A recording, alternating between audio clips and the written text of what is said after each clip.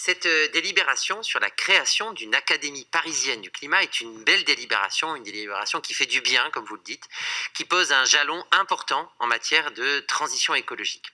Car l'éducation est probablement un des facteurs les plus décisifs en matière de transformation profonde de nos sociétés.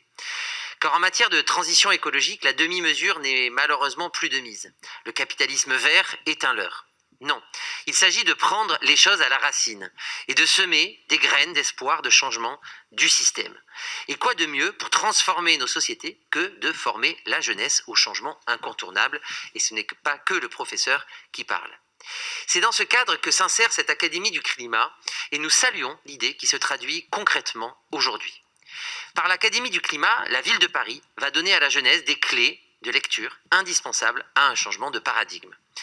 Il nous appartient à présent de façonner le réel, de façonner le concret de cette Académie du climat dont nous attendons donc beaucoup.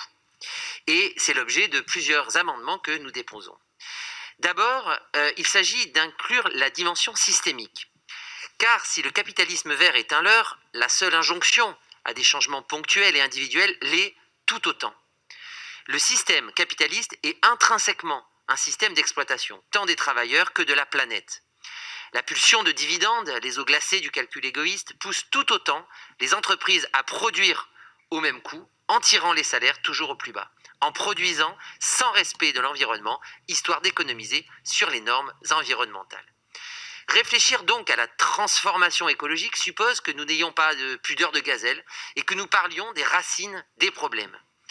Nous proposons donc dans un amendement que le programme de cette académie n'aborde pas uniquement les comportements individuels. Rappelons que, selon le cabinet d'études Carbone 4, un Français ne réduirait son empreinte carbone que de 25%, même en adoptant les comportements individuels les plus vertueux possibles et en les adoptant tous. Cela montre bien que l'essentiel de l'effort, en tout cas un minima les 3/4, est à conduire du côté des entreprises et du système de production.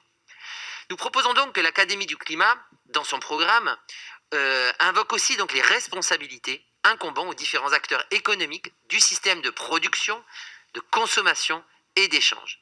Je prendrai un exemple pour illustrer mon propos, celui des déchets. C'est effectivement essentiel que de sensibiliser les jeunes au recyclage. Mais c'est aussi essentiel de réfléchir à une production moindre de déchets. Ma femme discutait récemment avec Thomas Pesquet qui lui indiquait que dans l'ISS, les emballages étaient comestibles, réduisant drastiquement les déchets à la source. Alors, je ne vous propose pas d'aller sur une vision de l'ISS, mais ne pas produire de déchets est plus important que de bien les recycler. Mais cela suppose aussi que l'on se penche collectivement sur le système de production des entreprises. Bref, que l'économie ouvre les portes des entreprises. Mais en matière de transition écologique, il faut avoir ce courage. Toujours dans cette logique, et c'est l'objet de 2 amendements, il est important d'entretenir une cohérence entre notre message et nos partenariats. Nous savons que Total, qui a changé de nom certes, propose des opérations dans les écoles sur la transition écologique. Bien évidemment, nous n'en voulons pas et j'imagine vous aussi. Et nous voulons soumettre donc nos partenariats à des critères sociaux et environnementaux, et c'est l'objet d'un autre amendement. Enfin, et vous retrouverez le fil rouge des communistes, il y a la question de l'emploi. À ce stade, rien ne semble établi, visiblement, de ce que vous nous avez dit en matière de statut des personnels de cette académie. Cela nous surprend d'ailleurs, ce flou. Je ne dirais pas que quand il y a un flou, il y a un loup, mais simplement que ce flou n'est pas clair, si vous me permettez. Nous demandons donc que les missions essentielles et le fonctionnement de cette académie permettent à ce que des postes d'agents de la ville soient budgétés. Et j'espère donc que nous verrons ces postes dès le prochain budget supplémentaire de juillet. Je vous remercie. Merci à vous, Monsieur Ariel Veil, maire du Centre pour le groupe Paris en commun. Merci beaucoup.